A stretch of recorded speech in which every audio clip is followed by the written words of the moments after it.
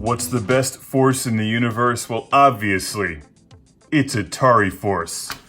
From 1982, DC and Atari published a whole bunch of these things and put them inside of Atari games back in the day. Clever marketing and amazing comic books. I'm not just saying that because I love Atari. I do love Atari, especially when everyone dresses like that. But these are also really good comic books. Very fun.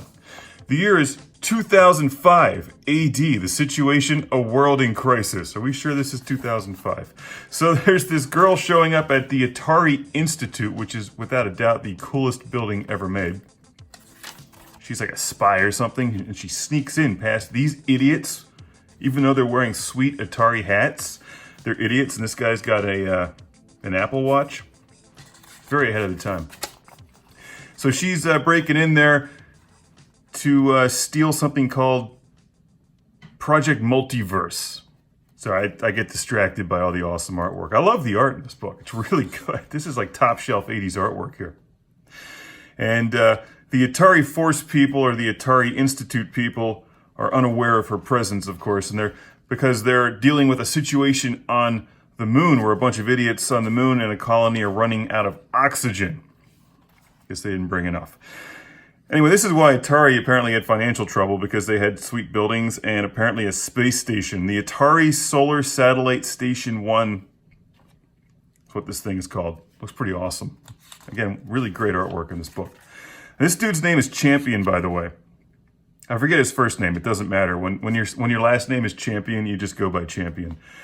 And he has to go to the moon and save these people. But before all that happens, we get some more plot here with Project Multiverse. Very important, Project Multiverse. Great detail in the backgrounds. Deadly Orbit, Chapter 2. Here's where we learn about the idiot colonists and Champion. You just don't forget that guy's name. Champion and Perez. That's Perez. And that, I gotta adjust my light, is a sweet cockpit. Look at that. Perez is looking very pouty in that shot. I think this page here is actually a really nice spread. You idiot! You've depleted our tanks. We'll barely have enough power for mid-course corrections.